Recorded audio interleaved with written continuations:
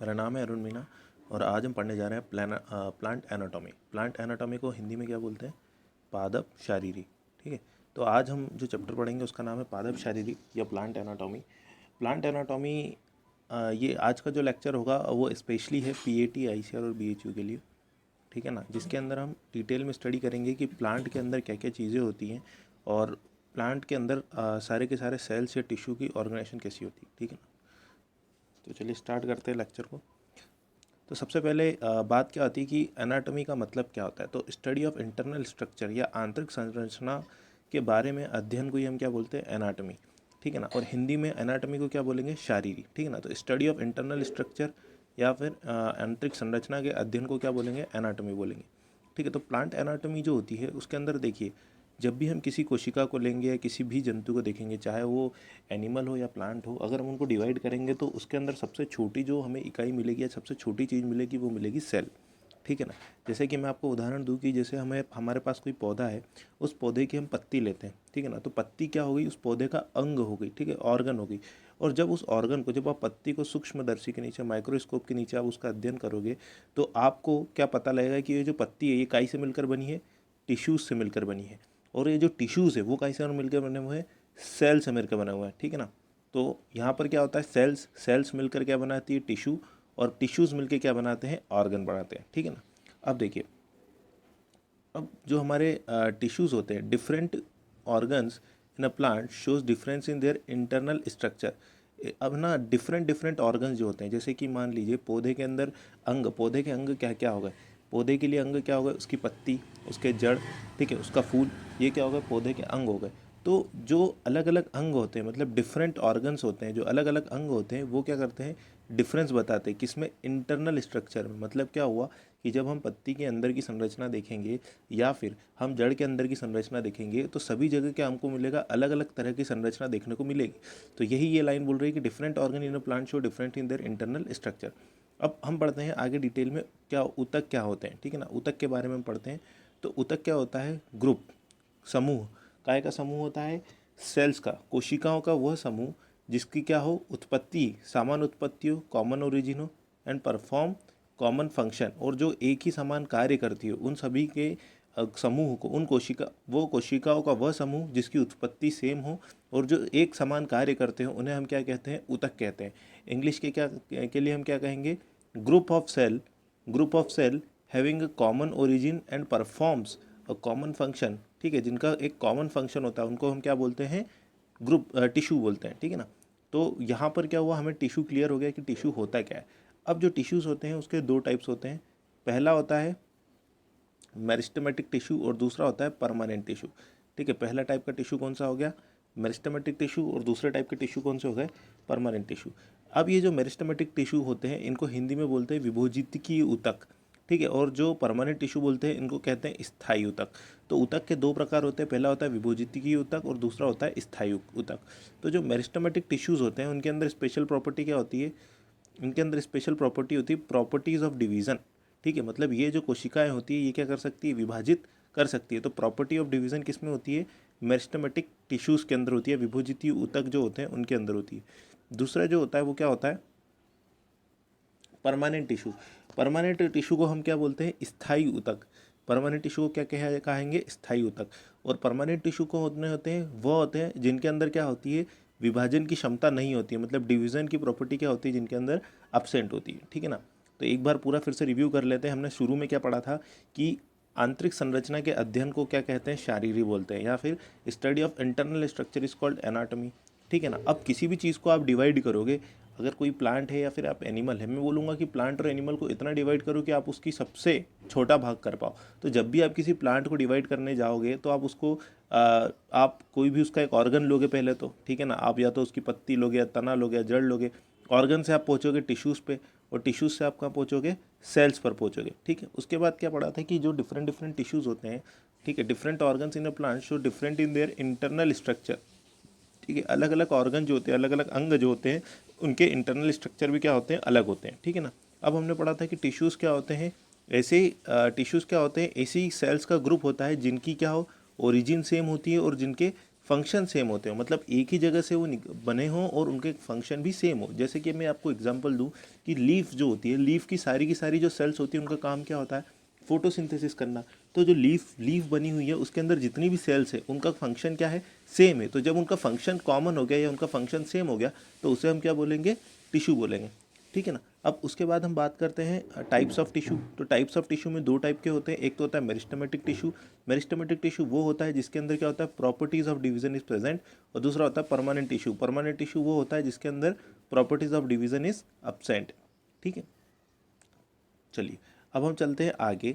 अब ये जो हमने पहले पढ़ा है, ये जो कॉन्सेप्ट पढ़ा है आपने भी, मेरिस्टेमेटिक टिश्यू और परमानेंट टिश्यू, इस पर क्वेश्चन क्या आया है, ठीक है ना। इस पर क्वेश्चन आया था MPPAT 2014 ने इस पर क्वेश्चन पूछा था, ठीक है। देखिए क्या क्वेश्चन पूछा था इस पर, MPPMT 2014 ने, इन पर इन्होंने ये क्वेश्चन पूछा था, the concept of distribution 3 zone of the cell in the root and stem tip is known as, ठीक है। जो मूल तथा स्तंभ के शीर्ष में 3 कोशिका क्षेत्रों की अवधारणा प्रस्तुत करने वाला सिद्धांत। जो हमारा मूल होती है, मतलब जो हमारा पौधा हो गया, मान लीजिए हमारा पौधा है, ठीक है। तो जो पौधे की जड़ होती है ना, पौधे की जो जड़ होती है और जो तने का जो ऊपर वाला टिप वाला पार्ट होता है, तो इसका जो टिप होता है ना वो 3 भागों में विभाजित होता है। तो ये जो कंसेप्ट है वो सबसे पहले किसने दिया था, तो इसके बारे में मैं आपको थोड़ा सा बता दूं कि जो हमारा मूल होता है या जो तना होता है, इसको इसको जो हमारे हिस्टोजन थ्योरी थी, ठीक है। हिस्टोजन थ्योरी के हिसाब से क्या था कि जो हमारा टिप होता है, ठीक है, जो एपिकल होता है वो क्या होता है, 3 भाग में डिवाइजेबल होता है। सबसे बाहर वाला होता है डर्मेटोजन, सबसे बाहर वाला होता है डर्मेटोजन, उसके बाद वाला होता है पेरिब्लम और तीसरा होता है प्लूरोम, ठीक है ना। तो 3 पार्ट्स में ये क्या होता है, डिविजिबल होता है। तो इस थ्योरी को हम क्या बोलते हैं, इस थ्योरी को हम बोलते हैं हिस्टोजन थ्योरी। इस थ्योरी को क्या कहा जाता है, हिस्टोजन थ्योरी। तो आपको बस ये याद रखना है कि जो रूट और स्टेम टिप जो होती है वो 3 भागों में डिविजिबल होती है, 3 भागों में बटी हुई होती है। ये सिद्धांत जो है, वो जो सिद्धांत को क्या कहते हैं, तो उस सिद्धांत को क्या करते हैं, हिस्टोजन सिद्धांत कहते हैं। ये MPPAT 2014 का प्रश्न है, ठीक है ना। तो चलिए नेक्स्ट टॉपिक पे चलते हैं। अब जो हमारा प्लांट टिश्यूज़ होते हैं, प्लांट टिश्यूज़ को हमने, टिश्यूज़ का मैंने आपको क्या बताया था कि ये क्या होता है, एक सेल्स का ग्रुप होता है, ठीक है ना। तो टिश्यूज़ जो होते हैं वो 2 टाइप्स में डिविजिबल होते हैं। पहला होता है मेरिस्टेमेटिक टिश्यू, ठीक है, पहला होता है मेरिस्टेमेटिक टिश्यू, ठीक है, और दूसरा होता है परमानेंट टिश्यू, ठीक है। मेरिस्टेमेटिक टिश्यूज़ मतलब वो टिश्यूज़ जिनके अंदर क्या हो, डिवाइड करने की प्रॉपर्टी हो, ऐसी कोशिकाएं जिनके अंदर विभाजन होता है उन्हें हम क्या कहते हैं, मेरिस्टेमेटिक टिश्यू, ठीक है, या मेरिस्टेमेटिक ऊतक, ठीक है। और ऐसी सेल्स जिनके अंदर डिवीजन करने की प्रॉपर्टी नहीं होती उनको हम क्या बोलते हैं, परमानेंट टिश्यू। अब जो मेरिस्टेमेटिक टिश्यूज़ होते हैं वो 3 टाइप के होते हैं। पहला होता है एपिकल मेरिस्टम, दूसरा होता है इंटरकैलरी मेरिस्टम और तीसरा होता है lateral meristem. Apical meristem, intercalary meristem और लेटरल मेरिस्टम, ठीक है ना। अब उसके बाद जो परमानेंट टिश्यू होते हैं वो 2 टाइप के होते हैं। पहला होता है सिंपल परमानेंट टिश्यू, दूसरा होता है कॉम्प्लेक्स परमानेंट टिश्यू।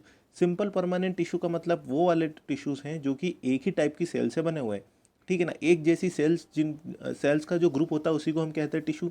अगर सारी सेल्स एक जैसी है, ठीक है ना, तो वो क्या हो गई, सिंपल परमानेंट टिश्यू हो गई। और अगर सेल्स अलग अलग हो जाती है, अलग अलग सेल से मिलकर बनते हैं, तो उन्हें हम क्या बोलते हैं, कॉम्प्लेक्स परमानेंट टिश्यू, ठीक है।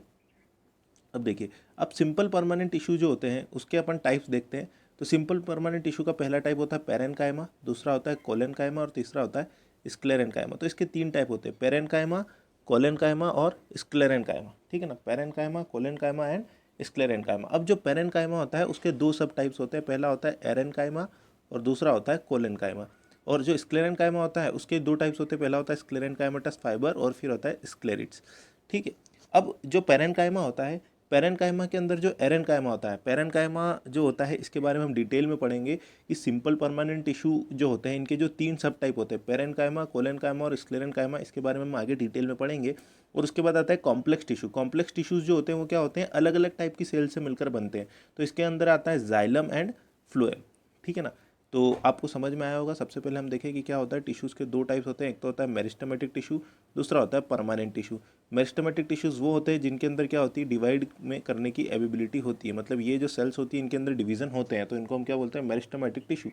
और परमानेंट टिश्यू क्या होती है, वो वाली सेल्स जिनके अंदर डिविजिबल नहीं होते, मतलब इनके अंदर विभाजन नहीं होता, उनको हम क्या बोलते हैं, परमानेंट टिश्यू, स्थायी ऊतक। ठीक है। अब एपिकल मेरिस्टम के तीन टाइप हो गए, मेरिस्टेमेटिक टिश्यू के तीन टाइप हो गए। एपिकल मेरिस्टम, एपिकल मेरिस्टम कहाँ मिलेगी, पौधे की टिप पर मिलेगी। ठीक है। इंटरकैलरी मेरिस्टम, और तीसरी होगी लेटरल मेरिस्टम। उसके बाद परमानेंट टिश्यू के दो टाइप हो गए, सिंपल परमानेंट टिश्यू और complex permanent tissue. Simple permanent tissue के तीन टाइप होते हैं, पेरेनकाइमा, कोलेनकाइमा एंड स्क्लेरेनकाइमा। ठीक है ना। और पेरेनकाइमा जो होता है उसके दो सब टाइप होते हैं, एरेनकाइमा एंड कोलेनकाइमा। और स्क्लेरेनकाइमा के दो दो टाइप्स होते हैं, स्क्लेरेनकाइमा फाइबर और स्क्लेरिट्स। ठीक है। तो चलिए नेक्स्ट स्लाइड पर चलते हैं हम। अब देखिए classification of meristematic tissue. Meristematic tissue मैंने क्या बताया था, वो सेल्स जिनके अंदर क्या हो, डिवाइड करने की प्रॉपर्टी हो, उन्हें क्या बोलते हैं, मेरिस्टेमेटिक टिश्यू। अब जो मेरिस्टेमेटिक टिश्यू है उनको हमने दो बेसिस पर क्लासीफाई किया है। पहला है ओरिजिन के बेसिस पर और दूसरा है पोजीशन के बेसिस पर, किस सेल से बनी हुई है। ठीक है। उस जिस सेल से बनी है उस बेसिस पर। ओरिजिन का मतलब क्या होता है, बनती किस चीज़ से। ठीक है। जैसे कि हम बोले कि हमारी जो उत्पत्ति होती है वो भी क्या होती है, अलग अलग होती है। ठीक है ना। तो कौन कौन सी कोशिका किस कोशिका से बनी है, इस बेसिस पर जब क्लासिफिकेशन होता है तो उसको हम बोलते हैं on the basis of origin. और जब हम उसकी पोजीशन पर, कि पौधे के अंदर किस जगह पर मिलेगी, जब जगह पर हम किसी चीज़ को डिवाइड करते हैं तो उसे हम क्या बोलते हैं, पोजीशन के बेसिस पर। तो देखिए ओरिजिन के बेसिस पर तीन प्रकार होते हैं। पहला होता है प्रो मेरिस्टम, दूसरा होता है प्राइमरी मेरिस्टम और तीसरा होता है सेकेंडरी मेरिस्टम। और पोजीशन के बेसिस पर भी तीन प्रकार होते हैं। पहला होता है एपिकल मेरिस्टम, दूसरा होता है इंटरकैलरी मेरिस्टम और तीसरा होता है लेटरल मेरिस्टम। ठीक है। चलिए अब आगे हम एक एक के बारे में पढ़ते हैं। पहले हम पढ़ेंगे ओरिजिन के बेसिस पे। ठीक है। तो ओरिजिन के बेसिस पे सबसे पहले क्या होता है, जो बीज होता है ना, बीज को क्या बोलते हैं हम, एम्ब्रियो। बीज को क्या बोलेंगे हम, एम्ब्रियो। ठीक है। अब ये जो एम्ब्रियो होता है, इससे इसके अंदर क्या होता है, डिवीज़न होते हैं। ठीक है। एम्ब्रियो के अंदर क्या हो गए, डिवीज़न हुए। ठीक है। तो एम्ब्रियो के अंदर डिवीज़न हुए। ठीक। अब एम्ब्रियो के अंदर डिवीज़न से क्या बनता है, हमारा प्रोमेरिस्टम बनता है। क्या बनता है, प्रोमेरिस्टम। तो पहले बना हुआ मेरिस्टम क्या हो गया, प्रोमेरिस्टम। तो एम्ब्रियो जो होती है, देखो दो चीज़ें यहाँ पर आपको देखने को मिल रही है। पहला लिखा है डिफरेंशिएशन और दूसरा होता है डिवीज़न। डिफरेंशिएशन का मतलब ये होता है कि रूप में परिवर्तित होना, मतलब जब कोई चीज़ एक रूप से दूसरे रूप में परिवर्तित होती है तो उसको बोलते हैं डिफरेंशिएशन। ठीक है ना। जैसे कि, और डिवीज़न का मतलब क्या होता है, जब कोई चीज़ एक से दो हो जाती है तो उसको हम क्या बोलते हैं, डिवीज़न बोलते हैं। तो सेल डिफरेंशिएशन के अंदर क्या होता है कि जो एम्ब्रियो जो होता है, जो बीज होता है, उसके अंदर जितनी कोशिकाएं, मान लीजिए बीज के अंदर 100 कोशिकाएं हैं, तो वो जो 100 कोशिकाएं होती हैं वही की वही 100 कोशिकाएं काय में बन जाती है, प्रोमेरिस्टम में बन जाती है। मतलब उन कोशिकाओं के रूप में परिवर्तन होता है, उनका विभाजन नहीं होता। तो एम्ब्रियो से पहले बनता है क्या, प्रोमेरिस्टम। इसके अंदर कोई विभाजन नहीं हुआ। अब प्रोमेरिस्टम के अंदर जब विभाजन शुरू होते हैं तो प्रोमेरिस्टम के विभाजन से हमारे पास क्या बनता है, प्रोमेरिस्टम के विभाजन से हमारे पास बनता है प्राइमरी मेरिस्टम। अब जो प्राइमरी मेरिस्टम होता है, इसके अंदर क्या होता है, विभाजन करने की क्षमता खत्म हो जाती है, डिवीजन करने की क्षमता खत्म हो जाती है। तो यहाँ पर क्या लिखा है, प्राइमरी मेरिस्टम के अंदर loss the power of division. जब इसके अंदर डिवाइड करने की क्षमता खत्म हो जाती है तो इससे क्या बन जाता है, प्राइमरी परमानेंट टिश्यू। ठीक है। फिर से देखिए, सबसे पहले क्या था, जो सीड है, जो बीज है, बीज के अंदर जो सेल्स हैं उनको हमने बोल दिया क्या, एम्ब्रियो। ठीक है। एम्ब्रियो की सेल्स में क्या हुआ, डिफ्रेंशिएशन हुआ। डिफ्रेंशिएशन का मतलब क्या होता है कि वो जो सेल्स होती हैं, या तो उनका साइज़ बढ़ जाएगा या फिर उनके अंदर मेटाबॉलिक प्रोसेस फास्ट हो जाएगी, मतलब कुछ भी तरीके से उसमें चेंज हुआ तो उसको हमने बोल दिया डिफ्रेंशिएशन। पर इसमें सेल्स के नंबर बढ़ेंगे नहीं, सेल्स सिर्फ क्या होगी, डिफ्रेंशिएट होगी। तो एम्ब्रियो से जब डिफ्रेंशिएट होकर जो सेल्स बनती है उन सेल्स को हम बोलते हैं प्रोमेरिस्टम। प्रोमेरिस्टम के अंदर फिर डिवीज़न होते हैं और उससे क्या बनती है, प्राइमरी मेरिस्टम।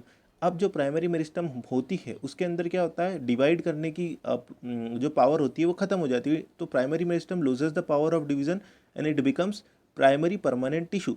अब परमानेंट टिश्यू का मतलब हमें पता है कि वो सेल्स होती है जिनके अंदर कोई डिवीजन नहीं होता है। ठीक है ना। तो अब क्या होता है, मान लीजिए अब प्राइमरी परमानेंट टिश्यू बन गए। अब प्राइमरी परमानेंट टिश्यू जब वापस regain the power of division, जब प्राइमरी परमानेंट टिश्यू फिर से डिवाइड करने की प्रॉपर्टी अपने अंदर प्रोड्यूस कर लेते हैं तो उसको हम बोलते हैं सेकेंडरी मेरिस्टम। फिर सेकेंडरी मेरिस्टम से क्या होता है, फिर losses the power of division. फिर सेकेंडरी मेरिस्टम कुछ समय तक डिवाइड करती है और उसके बाद डिवाइड करने की पावर उसमें खत्म हो जाती है, तो उससे हमारे पास क्या बन जाता है, सेकेंडरी परमानेंट टिश्यू। ठीक है। देखिए जो इसमें हमको ज़्यादा कंफ्यूज होने की बात नहीं है, इसमें आपको सिर्फ ये याद रखना है कि किससे क्या बन रहा है। देखिए सबसे पहले एम्ब्रियो से बना प्रोमेरिस्टम, ठीक है। एम्ब्रियो से क्या बनेगा हमारे पास, प्रोमेरिस्टम। प्रोमेरिस्टम क्या होता है, सबसे सिंपल टाइप का मेरिस्टम होता है प्रोमेरिस्टम। प्रोमेरिस्टम एम्ब्रियो से कैसे बनता है, डिफ्रेंशिएशन से बनता है, डिवीजन से नहीं बनता है, डिफ्रेंशिएशन से बनता है। प्रोमेरिस्टम में फिर डिवीजन होता है तो बनता है प्राइमरी मेरिस्टम। अब जो हमारा प्राइमरी मेरिस्टम होता है उसके अंदर क्या होती है, डिवीज़न की पावर अगर ख़त्म हो जाती है तो उससे क्या बनता है हमारा primary permanent tissue. Primary permanent tissue जो होते हैं, अब प्राइमरी परमानेंट टिश्यू मान लीजिए प्लांट के अंदर प्राइमरी परमानेंट टिश्यू बन गए। अब प्राइमरी परमानेंट टिश्यू क्या होते हैं, जिनके अंदर डिवाइड करने की प्रॉपर्टी नहीं होती है। अब इनके अंदर मान लीजिए कुछ समय बाद वापस से regain the power of division, तो ये अगर प्राइमरी परमानेंट टिश्यू में डिवीजन होता है तो उससे क्या बनता है, सेकेंडरी मेरिस्टम। देखिए मैंने क्या बताया था, ये वाले डिवीजन जो है वो किसके बेसिस पर है, ओरिजिन के बेसिस पर। तो जो एम्ब्रियो से बनेगा उसे हम क्या कहेंगे, प्रोमेरिस्टम। ऐसी सेल्स जो कि क्या बनती है, एम्ब्रियो से बनती है, उनको हम बोलेंगे प्रोमेरिस्टम।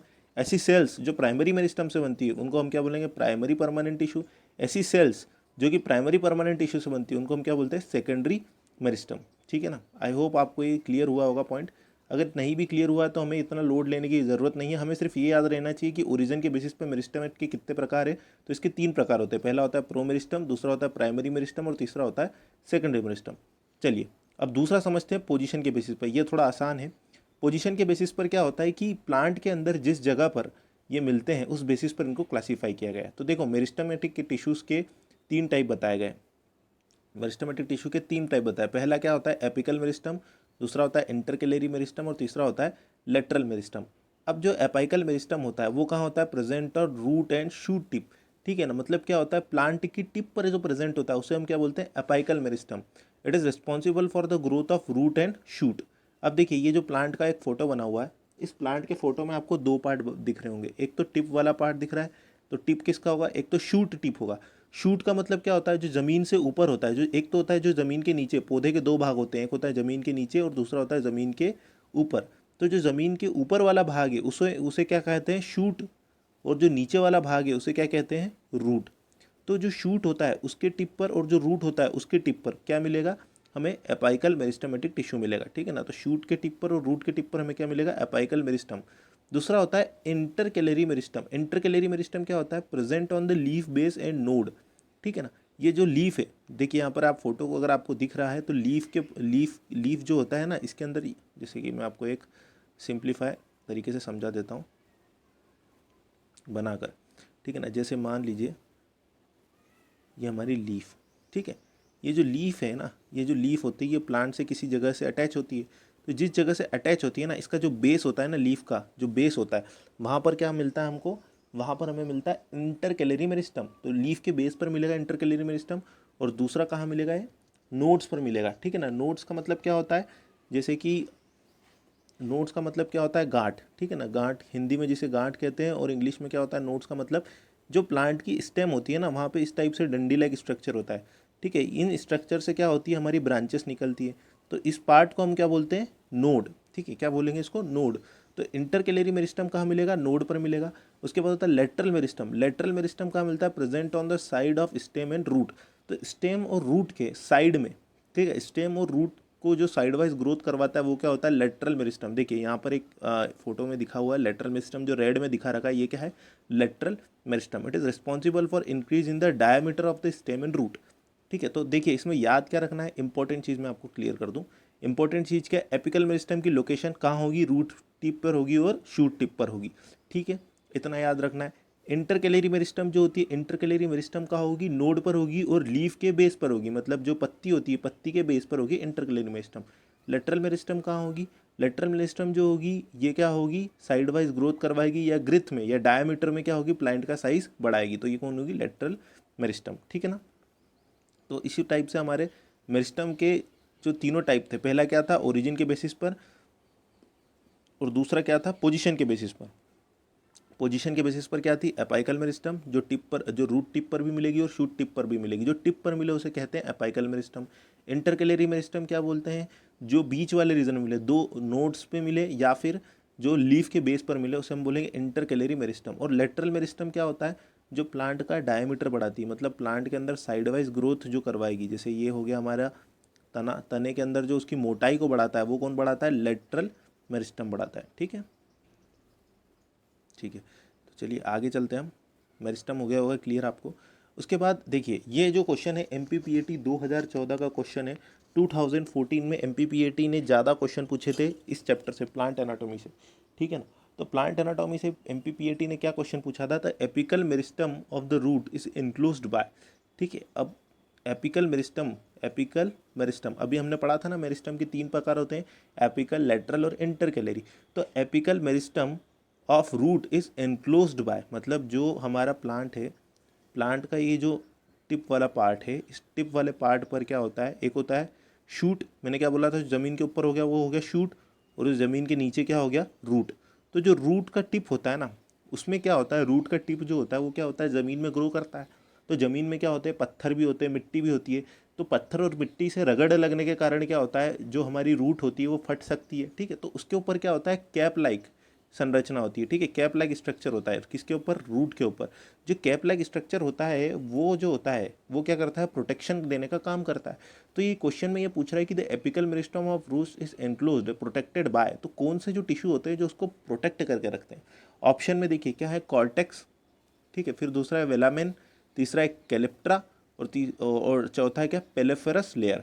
तो इसका जो आंसर है वो आपको याद रखना है कि इसका आंसर क्या आएगा, कैलेप्ट्रा। इसका आंसर क्या आएगा, कैलेप्ट्रा। ठीक है ना, मूल का शीर्षस्थ विभोजित की निम्नांकित में से किसके द्वारा घिरा हुआ होता है, किसके द्वारा रक्षित होता है। तो आपको ये याद रखना है कि जो जड़ होती है वो ज़मीन में ग्रो करती है, और ज़मीन में जब जड़ जाएगी तो जड़ क्या होगी, रगड़ खाएगी, पत्थरों से रगड़ेगी, मिट्टी से रगड़ेगी, जिसके कारण क्या होता है, हमारी जड़ फट सकती है। जड़ के अंदर क्या हो सकता है, किसी भी तरीके का घाव हो सकता है।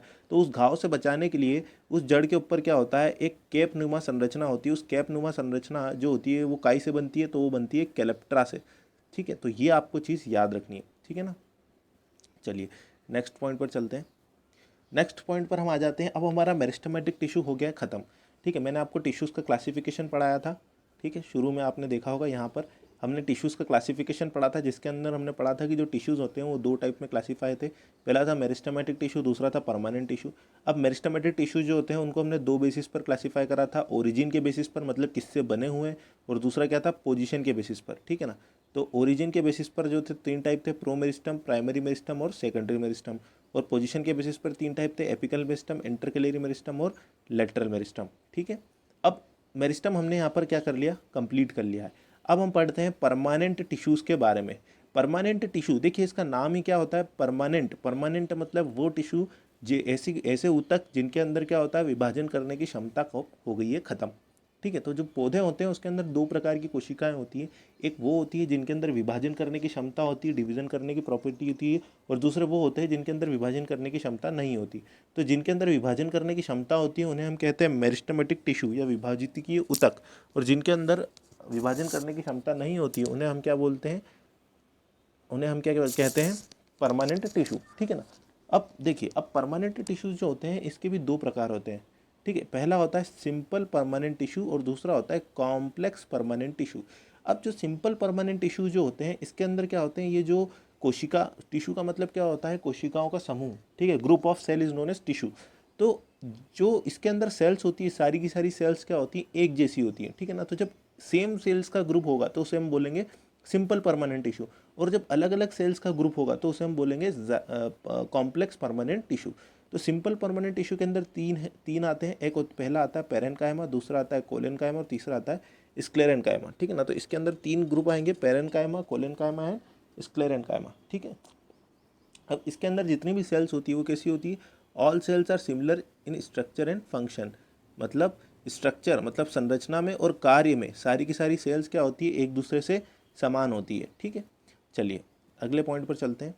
अब पहला जो होता है सिंपल परमानेंट टिश्यू के अंदर सबसे पहला जो टिश्यू होता है वो क्या होता है, पेरेन्काइमा। क्या होता है, पेरेन्काइमा, जिसे हिंदी में क्या बोलते हैं, मृदुक ऊतक, मृदुक ऊतक। ठीक है ना, अब पेरेन्काइमा जो होता है इसके अंदर जो मेन पॉइंट है वो क्या है, सबसे पहला क्या होता है, मेजर कंपोनेंट, मतलब प्लांट के अंदर, पौधे के अंदर सबसे ज़्यादा मात्रा में मिलने वाला ऊतक कौन सा होता है, पेरेन्काइमा। तो ये सबसे ज़्यादा पार्ट बनाता है, मेजर कंपोनेंट बनाता है। दूसरी बात क्या होता है, आइदर क्लोजली पैक्ड और इंटरसेलुलर स्पेस इज प्रेजेंट। ठीक है, अब इसके अंदर क्या होता है, देखो यहाँ पर नीचे एक फोटो बनी हुई है। ठीक है। इसके अंदर क्या है, ये जो कोशिकाएं हैं, इन कोशिकाएं या जो इन सेल्स हैं, इनके बीच में आपको कोई गैप कहीं कहीं दिखेगी, तो इस गैप को क्या कहा जाता है, इंटरसेलुलर स्पेस। ठीक है, या कोशिकाओं के बीच में जो गैप है उसको क्या बोलते हैं, इंटरसेलुलर स्पेस। तो जो पेरेन्काइमा होता है ना, पेरेन्काइमा के बीच में क्या होती है, इंटरसेलुलर स्पेस क्या होती है, प्रेजेंट होती है। उसके बाद इसके कार्य क्या होते हैं, performs various function like photosynthesis, storage and secretion. तो ये क्या क्या काम करता है, फोटोसिंथेसिस करता है, स्टोरेज करता है और सिक्रीशन करता है। और इसकी जो कोशिका भित्ति होती है, जो आउटर वॉल होती है, सेल वॉल जो होती है, वो काय की बनती है, सेलुलोज की बनती है। ठीक है ना। तो देखिए यहाँ पर क्या क्या याद रखना है आपको पेरेन्काइमा के बारे में। ठीक है, इस चीज़ पर ध्यान दें। पेरेन्काइमा सबसे पहली बात रखना, मेजर कंपोनेंट बनाता है। दूसरी बात ये क्या क्या रखना है कि इसके अंदर इंटरसेलुलर स्पेसेस होती हैं। तीसरी बात क्या है कि ये क्या क्या काम करता है, फोटोसिंथेसिस का काम करता है, स्टोरेज का काम करता है और सिक्रीशन का काम करता है। और जो इसकी आउटर सेल वॉल है वो काय की बनती है, सेलुलोज की। वैसे प्लांट के अंदर जितनी भी सेल्स होती है, प्लांट सेल्स की आउटर सेल तो हमने पढ़ा है कि काय से बनती है, सेलुलोज की बनती है। ठीक है ना। तो देखिए यहाँ पर हमारा पेरेन्काइमा हो गया खत्म। अब हम आगे चलते हैं अगले टिश्यू पे, जो होता है कोलेनकाइमा। कोलेनकाइमा को क्या कहते हैं, स्थूल कणोटक। ठीक है ना। तो पेरेन्काइमा के बारे में आप कोलेनकाइमा के बारे में आप देखें, सबसे क्या होता है, below the epidermis in dicot. ठीक है ना। तो जो डाइकॉट प्लांट्स होते हैं, ठीक है ना, देखिए अब देखिए दो चीज़ें होती हैं। पहला क्या होता है, एपिडर्मिस। एपिडर्मिस का मतलब क्या होता है, जो आउटर कवरिंग होती है ना प्लांट की, जैसे कि हमारे शरीर के ऊपर क्या है, जो स्किन है वही क्या हो गई, एपिडर्मिस हो गई। ऐसे ही जो पौधा होता है, ठीक है, तो पौधे के जो सबसे ऊपर वाली लेयर होती है उसको अपन क्या बोलते हैं, एपिडर्मिस। तो ये क्या होता है, जो डाइकॉट प्लांट्स होते हैं ना, डाइकॉट प्लांट जो होते हैं, डाइकॉट प्लांट के अंदर ये कहाँ मिलता है, बिलो द एपिडर्मिस। ठीक है, तो एपिडर्मिस के नीचे मिलता है किसमें, डाइकॉट्स प्लांट में। उसके बाद क्या होता है, या तो ये सिंगल होमोजीनस होगा, होमोजीनस मतलब एक जैसा, या फिर पैचेस में होगा, या फिर क्या होंगे इसके, पैचेस का मतलब क्या होता है, धब्बे टाइप होंगे। ठीक है। उसके बाद क्या होता है, it is thickening at the corner due to the deposition of cellulose, hemicellulose और पैक्टिन।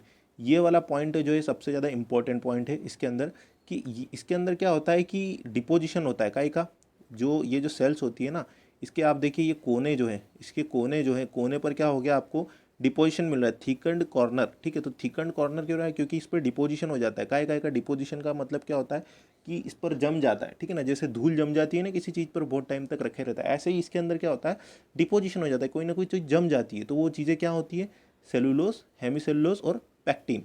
इस टिश्यू के अंदर सबसे ज़्यादा इंपॉर्टेंट पॉइंट यही है। ठीक है, कि जो कोलेनकाइमा होता है उसके अंदर क्या हो जाता है, डिपोजिशन हो जाता है किसका, सेलुलोज और हेमिसेलुलोज का। अब क्या हुआ, देखिए पहले पिछले वाले में हमने क्या देखा था, इस पेरेन्काइमा में क्या देखा था, इंटरसेलुलर स्पेस प्रेजेंट थी। पर यहाँ पर भी जो इंटरसेलुलर स्पेसेस होती हैं उसके ऊपर क्या होता है, सेलुलोज और हेमिसेलुलोज का जमा हो जाता है। तो जिसके कारण क्या होता है, इसके अंदर इंटरसेलुलर स्पेस मतलब कोशिकाओं के बीच की जो गैप होती है वो क्या हो जाती है, भर जाती है। तो यहाँ पर क्या रखना है, इंटरसेलुलर स्पेस जो होगी वो क्या होगी, अनुपस्थित होगी, अब्सेंट होगी।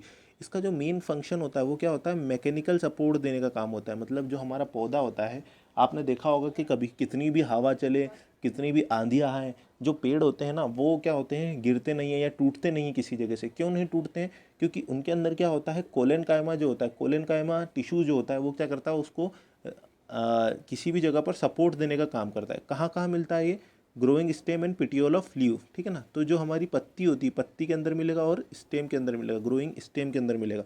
ठीक है, आगे आई होप आपको ये मुझे समझ में आ रहा होगा। हर टिश्यू के बारे में हमको इंपॉर्टेंट फीचर याद रखने। ठीक है, तो यहाँ पर हमें क्या क्या याद रखना था कि ये जो होता है वो इसके अंदर क्या होता है, इंटरसेलुलर स्पेस अब्सेंट होती है। और क्यों अब्सेंट होती है, उसका रीज़न क्या होता है, due to deposition of cellulose, hemicellulose and pectin. ठीक है, चलिए अगले पॉइंट पर चलते हैं। अब देखिए MPPNT 2016 ने इसके ऊपर एक क्वेश्चन पूछा था। MPPNT 2016 ने इस पर एक क्वेश्चन पूछा था। वो क्या पूछा था, parenchyma can be distinguish from the collenchyma by, parenchyma का कोलेनकाइमा से निम्न द्वारा भेद किया जा सकता है। अब आप किस प्रकार से पेरेन्काइमा और कोलेनकाइमा को अलग करेंगे। ठीक है ना। सबसे पहला पॉइंट देखिए, the shape of the cell, कोशिकाओं के आकार के आधार पर। ठीक है, दूसरा है the presence of intercellular space. ठीक है, जो कोशिका हैं उनके बीच में जो खाली जगह है उसके आधार पर। द प्रेजेंस ऑफ न्यूक्लियस, केंद्रक की उपस्थिति के आधार पर।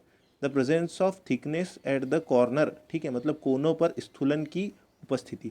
तो देखिए ये जो अभी मैंने आपको बताया था कि जो पेरेन्काइमा और कोलेनकाइमा में जो सबसे ज़्यादा इंपॉर्टेंट पॉइंट मैंने आपको बताया था, ये मैंने आपको बताया था यहाँ पर कि thickening at the corner due to deposition of cellulose, hemicellulose और पैक्टिन।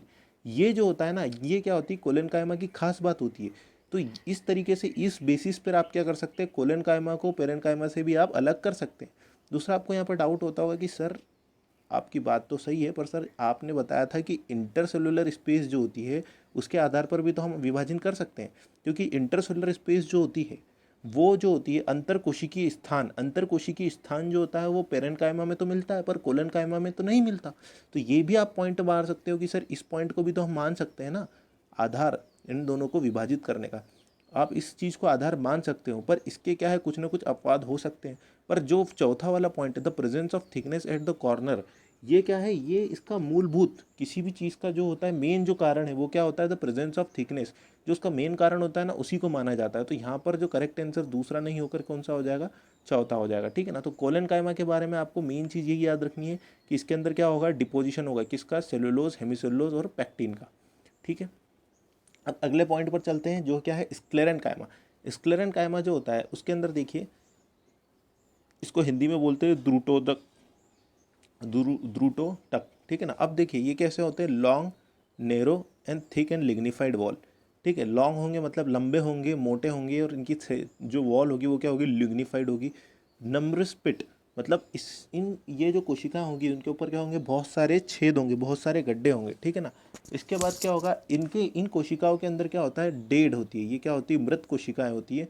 मृत कोशिका इन्हें हमने क्यों कहा, क्योंकि इनके अंदर जो प्रोटोप्लास्ट होता है वो क्या होता है, अब्सेंट होता है, ठीक है। तो द लेक प्रोटोप्लास्ट, तो प्रोटोप्लास्ट अब्सेंट होने के कारण हमने इनको क्या बोला है, डेड सेल, ठीक है ना। तो डेड सेल। उसके बाद होता है on the basis of structure and development, sclerenchyma is of two types. सबसे पहला होता है फाइबर्स और दूसरा होता है स्क्लेरेट्स, ठीक है, फाइबर्स एंड स्क्लेरेट। सबसे पहले मैं आपको ये पॉइंट समझाता हूँ कि इस कोशिकाओं को हमने मृत कोशिका क्यों बोला, डेड कोशिका क्यों बोला, ठीक है। तो देखिए यहाँ पर देखिए, मान लीजिए कोई सेल है, ठीक है, ये मान लीजिए सेल है। इस सेल के अंदर क्या होगा, जो पादप कोशिका है उसके अंदर हमने क्या पढ़ा है कि पादप कोशिका के अंदर क्या होती है, कोशिका भित्ति होती है, आउटर सेल वॉल होगी, ठीक है, और अंदर क्या होगी, सेल होगी। अब ये सेल जीवित कब होगी, जब इसके अंदर क्या होगा, साइटोप्लाज्म होगा, ठीक है। अब मान लीजिए किसी कारणवश इस सेल का जो साइटोप्लाज्म है वो ख़त्म हो जाता है, या फिर इसका जो साइटोप्लाज्म है वो ख़त्म हो गया, तो क्या हम इस कोशिका को जीवित बोलेंगे। अगर किसी कोशिका के अंदर का जो जीव द्रव्य या जो साइटोप्लाज्म है वो ख़त्म हो गया तो वो कोशिका क्या हो जाएगी, मृत हो जाएगी।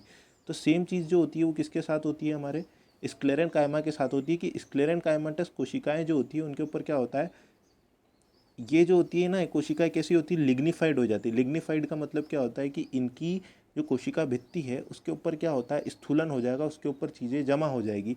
तो जब कोई चीज़ इसकी कोशिका भित्ति पर जमा हो जाएगी, आउटर सेल वॉल पर जमा हो जाएगी, तो सेल वॉल से कोई भी सब्सटेंस क्या होगा, इस सेल के अंदर नहीं आ पाएगा, क्योंकि सेल वॉल क्या होती है, आउटर कवरिंग होती है सेल की। मान लीजिए सेल है, ये इसकी सेल वॉल है, ये इसकी आउटर कवरिंग है। अब मान लीजिए इस आउटर कवरिंग पर क्या हो, बहुत सारी चीज़ें का डिपोजिशन हो जाए, ठीक है ना, बहुत सारी चीज़ें डिपॉजिट हो जाएगी। तो क्या होगा, इसके कारण इसके अंदर कोई भी चीज़ ना अंदर आ पाएगी, ना इससे कोई भी चीज़ बाहर जा पाएगी। जब इसके अंदर से कोई भी चीज़ आना लेन और जो कोई भी चीज़ आना और कोई भी चीज़ जाना, ना है पानी को एब्जॉर्ब कर पाएगी ना पानी को छोड़ पाएगी। तो इसके कारण क्या होगा, इसके अंदर जो प्रोटोप्लाज्म है उसकी क्या हो जाएगी, डेथ हो जाएगी। तो इसके कारण ये जो सेल्स होती है ना, ये कैसी होती है, डेड सेल्स होती है। On the basis of origin, structure and development, sclerenchyma is of two types. इनको हमने दो टाइप्स में डिवाइड करा है, किसके बेसिस पे, ओरिजिन के बेसिस पे, डेवलपमेंट के बेसिस पे, ठीक है, ओरिजिन और डेवलपमेंट के बेसिस पे। तो कौन कौन से, पहला होता है फाइबर्स, दूसरा होता है स्क्लेरेट्स। अब जो फाइबर्स होते हैं वो कैसे होते हैं, thick word, elongated, pointed and occurs in group. देखिए यहाँ पर एक फाइबर की फोटो बनी हुई है, ठीक है, देखिए ये जो है ए फाइबर, ठीक है। तो देखिए इस फाइबर के अंदर आपको देखा होगा ये लंबा है, और स्क्लेरेट जो है वो क्या है, सर्कुलर है। अब जो फाइबर्स होता है ना, इसकी क्या होते हैं, बीच में सेंटर में जो खाली जगह है उसको हम क्या बोलेंगे, ल्यूमन बोलेंगे। और जो इसकी आउटर बाउंड्री वो क्या है, थिक सेल वॉल की बनी हुई है। तो फाइबर्स के अंदर क्या हुआ, thick word, elongated, pointed and occurs in group. ये क्या होगा, पॉइंटेड है, ऊपर और नीचे आप देखें तो पॉइंटेड होगा। और ये क्या, फाइबर जो होते हैं हमेशा काय में होते हैं, ग्रुप में होते हैं। अब स्क्लेरेट्स के बारे में आप देखें तो स्क्लेरेट्स के अंदर क्या क्या चीज़ें लिखी हुई है। सबसे पहले होगा स्फेरिकल और ओवल होगा, सिलेंड्रिकल होगा, and highly thicken and with narrow cavity found in the wall of nut, pulp of fruits, guava, pear, sapota and leaves of tea. अब देखिए ल्यूमन का मतलब क्या होता है, खाली जगह होता है, ठीक है ना। तो ल्यूमन अगर हम देखें तो फाइबर्स के अंदर जो ल्यूमन है, जो इसके अंदर स्पेस दिख रही है आपको बीच में ये, ठीक है, वाइट कलर में जो स्पेस है इसको अपन क्या बोलेंगे, ल्यूमन। और ये जो स्क्लेरिड्स है इसका ल्यूमन देखें तो आपको दिखेगा कि जो स्क्लेरिड्स का ल्यूमन है वो क्या है, छोटा है, और फाइबर्स का ल्यूमन क्या है, बड़ा है। तो इस बेसिस पर हम क्या करते हैं, स्क्लेरिड्स को डिवाइड करते हैं किस किस किस में, दो टाइप में। एक होता है फाइबर्स, फाइबर्स का मतलब क्या होता है, तंतु, ठीक है, फाइबर्स, और दूसरा क्या होता है, स्क्लेरिड्स। फाइबर जो होते हैं वो क्या होते हैं, उनका ल्यूमन क्या होता है, छोटा होता है, और फाइबर्स का ल्यूमन बड़ा होता है, और स्क्लेरिड्स का ल्यूमन क्या होता है, छोटा होता है। ठीक है, चलिए नेक्स्ट पॉइंट पर चलते हैं। अब जो हमारे कॉम्प्लेक्स टिश्यू होते हैं, कॉम्प्लेक्स टिश्यू का मतलब क्या होता है, अभी तक हमने क्या पढ़ा, सिंपल टिश्यू। सिंपल टिश्यू में तीन थे, पेरेन्काइमा, कोलेनकाइमा और स्क्लेरेनकाइमा। कॉम्प्लेक्स टिश्यू क्या होते हैं, जो एक टाइप से ज़्यादा सेल से मिलकर बनते हैं, उनको बोलते हैं कॉम्प्लेक्स टिश्यू। कॉम्प्लेक्स टिश्यू के अंदर आती दो चीज़ें, पहला होता है जाइलम और दूसरा होता है फ्लोएम। अब जाइलम जो होता है इसके अंदर चार भाग होते हैं, पहला होता है ट्रैकिड, दूसरा वेसल्स, उसके बाद xylem fibre and then xylem parenchyma. और फ्लोएम जो होता है इसके अंदर क्या होता है, फ्लोएम के अंदर होता है sieve tube, companion cell, phloem parenchyma and phloem fibre. ठीक है, तो चलिए इसको डिटेल में पढ़ते हैं हम अभी कॉम्प्लेक्स टिश्यूज़ को। सबसे पहला होता है जाइलम। ठीक है, तो xylem is a main water conducting tissue and it is of four type. Plant के अंदर वाटर कंडक्शन का काम कौन करता है, जाइलम करता है। और जाइलम जो होते हैं उसके चार टाइप्स होते हैं, ठीक है ना, जिसके चार टाइप होते हैं हमने देखे थे, कौन कौन से होते थे, tracheid, vessel, xylem fibre, tracheid vessel, xylem, tracheid vessel, xylem fibre and xylem parenchyma. अब इनको हम डिटेल में पढ़ेंगे क्या क्या होते हैं। ठीक है, आ जाइए। ठीक है, तो सबसे पहले हम इसको देखें तो जो जाइलम होता है, xylem is the main water conducting tissue and it is of four types. तो जाइलम जो होता है वो फोर टाइप का होता है। इसके अंदर जो पहला टाइप है वो होता है ट्रैकिड। ट्रैकिड कैसा होता है, इलोंगेटेड होगा, डेड होगा, लिग्निफाइड होगा and thickness very in different form. ठीक है ना, तो इसके ऊपर क्या होगा, जो थिकनेस होगी, इसकी मोटाई जो होगी वो क्या होगी, वेरी करेगी, अलग अलग होगी। उसके बाद दूसरा जो होता है वो क्या होता है, वेसल्स। वेसल्स कैसा होगा, सिलेंड्रिकल होगा। सिलेंड्रिकल मतलब कैसा होता है, बेलनाकार, मतलब इस प्रकार से होगा, इसको हम क्या बोलते हैं, सिलेंड्रिकल। ठीक है ना, तो सिलेंड्रिकल होगा, बेलनाकार होगा, डेड है ना, single cell is known as vessel membrane. तो इसके अंदर क्या होगा, इस प्रकार की बहुत सारी बेलनाकार कोशिकाएं जो होती है, ठीक है, वो क्या होगी, एक दूसरे से जुड़े होगी। और इसके अंदर जब हम एक कोशिका के बारे में बोलेंगे, ठीक है, तो एक कोशिका अपन क्या बोलेंगे, वेसल मेम्ब्रेन।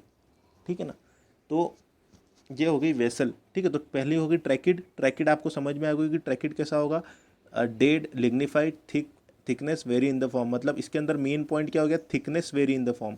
ठीक है, हर एक सेल के बारे में आप एक पॉइंट याद रख लीजिए। कोई पूछे ट्रैकिड, तो ट्रैकिड के अंदर आप बोलना कि इसकी मोटाई क्या होती है, फिक्स नहीं होती, इसकी थिकनेस वेरी करती है। वेसल, वेसल कैसी होती है, जैसे हमारा पाइप होता है ना, जैसे कि आपने कभी पाइप, जो हमारा पाइप होता है, पाइप के जैसे ही होता है वेसल। इसके अंदर क्या होती है, बहुत सारी सेल्स जो होती है, जैसे मान लीजिए पाइप है, तो इसके अंदर क्या हो गया, बहुत सारे सेल्स जो होती है एक दूसरे से जुड़कर एक लंबा पाइप बना लेती है, तो उसको हम क्या बोलते हैं, वेसल्स। और इसके अंदर जब हम एक सेल को बोलेंगे तो एक सेल को अपन क्या बोलेंगे, जैसे बहुत सारी सेल्स है, कितनी होगी, एक, दो, तीन, चार, पाँच, छः, छः सेल सर मिलकर बनाए पूरा पाइप। पर अगर मैं सिर्फ एक सेल की बात करूँ तो एक सेल को हम क्या बोलेंगे इसमें, वेसल मेंबर। क्या बोलेंगे, वेसल मेंबर। और इसकी जो कैविटी होती है, कैविटी का मतलब क्या होगा, जो बीच में खाली जगह होती है ना, जो पाइप के बीच में जो खाली जगह होती है ना, जिसमें से पानी जाता है, उसको अपन क्या बोलते हैं, वेसल मेंबर। तो इसकी जो कैविटी होती है वो क्या होती है, लार्ज होती है, ठीक है, बड़ी होती है। अब vessel are interconnected by perforation in their common wall. अब देखिए यहाँ पर एक फोटो बनी हुई है वेसल्स की, इसके ऊपर यहाँ पे बना हुआ है परफोरेशन प्लेट। परफोरेशन प्लेट के अंदर क्या हुआ है, बहुत सारे छेद है, इस टाइप से जाली लाइक स्ट्रक्चर होता है, ठीक है, नेट लाइक स्ट्रक्चर होगा इसमें, इसको अपन क्या बोलेंगे, परफोरेटेड। ठीक है, तो इसमें क्या होंगे, बहुत सारे पोर्स होंगे, जिससे क्या होगा, वाटर क्या होगा, ट्रांसपोर्ट होगा। ठीक है, तो इसके अंदर क्या होगा, vessel members are interconnected by perforation in their common wall. दो वेसल के बीच में जो कॉमन वॉल है उसके अंदर क्या होगा, परफोरेशंस होंगे। अब क्या होगा, ट्रैकिड और वेसल्स, ट्रैकिड एंड वेसल्स मिलकर क्या बनाते हैं, मेन वाटर कंडक्टिंग एलिमेंट्स। मतलब पानी की जो प्लांट होता है, प्लांट के अंदर वाटर का जो कंडक्शन होता है वो हमको पता है किससे होता है, जाइलम से होता है। ठीक है ना, पर जाइलम जो होते हैं उसके भी हमने पढ़े चार टाइप होते हैं। ठीक है, जाइलम के चार टाइप होते हैं, ट्रैकिड, वेसल, जाइलम फाइबर और जाइलम पेरेन्काइमा। अब इसके अंदर से क्या होता है, जो ट्रैकिड और वेसल जो होते हैं वो दोनों मिलकर क्या बनाते हैं, मेन मेन पार्ट बनाते हैं किसमें, वाटर कंडक्शन में। तो जाइलम के अंदर आपसे कोई पूछे कि जाइलम के अंदर वाटर कंडक्शन किसके द्वारा होता है, तो आपको क्या आंसर देना है, ट्रैकिड और वेसल के द्वारा होता है। ठीक है, आगे चलते हैं। अब अगले दो की बात कर लेते हैं। अगले दो हमारे पास आते हैं जाइलम फाइबर, है ना, एंड जाइलम पेरेन्काइमा। अब जो जाइलम फाइबर होते हैं उसके बारे में हम देखें तो जाइलम फाइबर कैसे होते हैं, highly thicken obliterated lumen may be septate और एसेप्टेड। तो हाईली थिकन मतलब ये क्या होते हैं, मोटाई में बहुत ज़्यादा मोटे होते हैं, ठीक है ना। और जो इनका सेंट्रल ल्यूमन होता है वो कैसा होता है, ऑब्लिटरेटेड ल्यूमन में भी सेप्टेड और एसेप्टेड। ऑब्लिटरेटेड मतलब क्या होता है, जैसे कि अभी हमने पढ़ा वेसल मेम्ब्रेन के अंदर क्या पढ़ा, पाइप जैसी संरचना होती है। पर मान लीजिए पाइप कहीं से ब्लॉक हो जाए, ठीक है ना, मान लीजिए पाइप है, ठीक है, इसके अंदर से पाइप के बीच में अगर कहीं से ब्लॉक हो जाए, मान लीजिए यहाँ से पाइप हमारा ब्लॉक हो गया, तो इसके अंदर क्या होगा, जो वाटर यहाँ से इंटर करेगा वो क्या होगा, इस एंड से वापस बाहर नहीं आ पाएगा, क्योंकि इस बीच में सेंटर में कोई चीज़ फंस चुकी है, ठीक है ना। तो ये जो जाइलम फाइबर होते हैं ना, ये इसी टाइप के होते हैं। इसके अंदर क्या होता है, ऑब्लिटरेटेड ल्यूमन होता है, मतलब ऑब्लिटरेटेड मतलब बीच में कुछ रुकावट आ जाती है, और जो सेप्टेड भी हो सकते हैं और एसेप्टेड भी हो सकते हैं, ठीक है ना। उसके बाद हम बात करते हैं जाइलम पेरेन्काइमा की। जाइलम पेरेन्काइमा कैसे होते हैं, लिविंग, मतलब ये जो होते हैं वो क्या होते हैं, लिविंग होते हैं। और इसकी जो वॉल होती है काय की बनती है, सेलुलोज की बनती है, और इसके अंदर क्या होता है, मेन काम क्या होता है, स्टोरेज ऑफ फूड मटेरियल। इसके अंदर जो फूड मटेरियल होता है वो क्या होता है, स्टोर होता है, ठीक है। और जो प्लांट के अंदर radial conduction of water, radial conduction of water कौन करता है, रे पेरेन्काइमा करता है, ठीक है। अब देखिए सारे के सारे जो हमने जाइलम में पूरी कंप्लीट कर ली, एक बार मैं आपको पूरा रिवाइज करवा देता हूँ जाइलम के अंदर हमने क्या क्या पढ़ा, ठीक है। ठीक है, चलिए फिर से शुरू करते हैं। जाइलम के अंदर हमने पढ़ा कि जाइलम जो होता है उसके अंदर 4 चीज़ें होती है। पहली होती है ट्रैकिड, दूसरा होता है वेसल, फिर होता है जाइलम फाइबर, और चौथा होता है जाइलम पेरेन्काइमा। अब जो जाइलम के शुरू के जो 4 पार्ट होते हैं ना, ट्रैकिड, वेसल और जाइलम फाइबर, ये चारों की चारों क्या होते हैं, डेड होते हैं, मतलब ये क्या होती है, मृत कोशिकाएं होती हैं, ठीक है। और जो जाइलम पेरेन्काइमा अकेला है वो क्या होती है, लिविंग सेल होती है, ठीक है ना। अब देखिए, अब जो हमारा ट्रैकिड होता है, ट्रैकिड के अंदर मैंने आपको बताया था कि हर चीज़ के बारे में आपको एक इंपॉर्टेंट पॉइंट याद रखना है। तो ट्रैकिड के बारे में आपको सिर्फ ये याद रखना है कि इसके अंदर थिकनेस जो होती है वो क्या होती है, सेम नहीं होती। थिकनेस मतलब कहीं से ज़्यादा मोटा होगा और कहीं से ज़्यादा पतला होगा। तो ट्रैकिड जो होता है इसके अंदर थिकनेस वेरी करती है। वेसल जो होता है वो क्या करती है, पानी को जड़ से पत्ती तक लेकर जाती है, ऊपर तक लेकर जाती है। तो वेसल्स के अंदर क्या होता है, बहुत सारी सेल्स जो होती है वो एक दूसरे से कनेक्टेड होती है, और जिस जगह से वो कनेक्टेड होती है, ठीक है, उसके वहाँ पर क्या होती है, जो प्लेट होती है वो कैसी होती है, परफोरेटेड प्लेट, ठीक है। इसके अंदर प्लेट जो होगी कैसी होगी, परफोरेटेड प्लेट होगी। और ट्रैकिड और वेसल मिलकर क्या बनाती है, मेन वाटर कंडक्टिंग एलिमेंट। मतलब प्लांट के अंदर जो जाइलम होता है, जाइलम के अंदर पानी का कंडक्शन कौन करती है, ट्रैकिड और वेसल करती है, ठीक है ना। उसके बाद अगला हमने पढ़ा था कि इसके अंदर जो हमारा जाइलम फाइबर होता है, जाइलम फाइबर कैसा होता है, डेड। जाइलम फाइबर जो होता है वो कैसा होता है, ऑब्लिटरेटेड, मतलब इसका कोई काम नहीं होता, ये सिर्फ एक फाइबर, फाइबर मतलब तंतु जैसा होता है, और इसका कोई मेन फंक्शन नहीं होता। उसके बाद होता है जाइलम पेरेन्काइमा। जाइलम पेरेन्काइमा जो होता है उसका काम क्या होता है, भोजन का संग्रहण करना, ठीक है, फूड का स्टोरेज करना। अब जो लास्ट पॉइंट बचा है वो क्या होता है, लास्ट पॉइंट अगर हम इसका देखें तो वो बचा है, हाँ, लास्ट पॉइंट बचा रेडियल कंडक्शन ऑफ वाटर, ठीक है। अब देखो रेडियल कंडक्शन ऑफ वाटर क्या होता है, रेडियल कंडक्शन ऑफ वाटर क्या होता है, ठीक है। अब जैसे मान लीजिए हमारा तना है, ठीक है, तने के बीच वाला जो पार्ट है ना उसके अंदर होता है, बीच वाले पार्ट में होता है जाइलम और फ्लोएम। तो जाइलम और फ्लोएम क्या होता है, पानी को क्या करता है, जड़ से एब्जॉर्ब करता है, रूट से एब्जॉर्ब करता है और उसको ऊपर तक, लीफ तक पहुंचाता है। तो वो क्या हो रहा है, पानी तो इस पाइप से जा रहा है, जो पानी जो है, वाटर जो है वो कहाँ है, सेंटर वाले पार्ट में, ठीक है। मान लीजिए ब्लू से वाटर को बना देता हूँ मैं, तो ये तो हमारे सेंटर वाले रीजन में, ठीक है। अब ये जो इसको सेंटर से पेरीफेरी तक कौन ले जाएगा, मतलब जो साइड वाले, जो साइड वाला पार्ट है वहाँ पर कौन ले जाएगा, तो वहाँ पर कौन सी होती है, रे पेरेन्काइमा सेल होती है। रे पेरेन्काइमा सेल क्या करती है, इस वाटर को क्या करती है, सेंटर से क्या करती है, बाहर की तरफ लेके आती है, ठीक है ना। तो इसलिए radial conduction of water, radial conduction of water का मतलब क्या होता है, जैसे मान लीजिए ये हमारा सर्कल है, ठीक है, तो ये जो सर्कल की जो रेडियस है ना, रेडियस, उस रेडियस पर कौन कंडक्शन कर रहा है, तो जो उन रेडियस पर कंडक्शन करता है, जो इस रेडियस पर मिलता है, वो कौन सी सेल्स होती है, रे पेरेन्काइमा सेल, ठीक है। तो आई होप आपको यहाँ पर ये क्लियर हुआ होगा, ठीक है। अब हम चलते हैं फ्लोएम के टाइप्स पे। अब जो फ्लोएम होता है ना उसके भी 4 टाइप्स होते हैं। सबसे पहला होता है सीव एलिमेंट, फिर होता है कंपेनियन सेल, फिर होता है फाइबर, और फिर होता है पेरेन्काइमा। तो अब इसके अंदर क्या होता है, जो फ्लोएम होती है, जैसे अभी हमने जाइलम के अंदर क्या देखा था, जाइलम के अंदर थे ट्रैकिड, वेसल, जाइलम फाइबर और जाइलम पेरेन्काइमा, ठीक है। तो जाइलम के अंदर जो जो ट्रैकिड, वेसल और जाइलम फाइबर होते हैं वो क्या होते हैं, डेड होते हैं, ठीक है, वो क्या होते हैं, मृत होते हैं, ठीक है, मृत। तो ये क्या होता है, डेड होते हैं। पर इसके अंदर क्या होता है, जाइलम पेरेन्काइमा क्या होता है, लिविंग होता है। अब फ्लोएम के अंदर आप देखें तो फ्लोएम के अंदर क्या होता है, उल्टा होता है। फ्लोएम के अंदर क्या होता है, sieve element, companion cell, phloem parenchyma and phloem fibre. अब इसके अंदर क्या होता है, ये जो तीन होते हैं ना, सीव एलिमेंट, कंपेनियन सेल और फ्लोएम फ्लोएम पैरेन्काइमा, ये तीनों की तीनों क्या होते हैं, लिविंग होते हैं। और जो फ्लोएम फाइबर होता है वो क्या होता है, डेड होता है, ठीक है, वो क्या होता है, मृत होता है, ठीक है। अब फ्लोएम जो होता है, अब जाइलम क्या होता है हमें पता है, जाइलम का काम क्या होता है,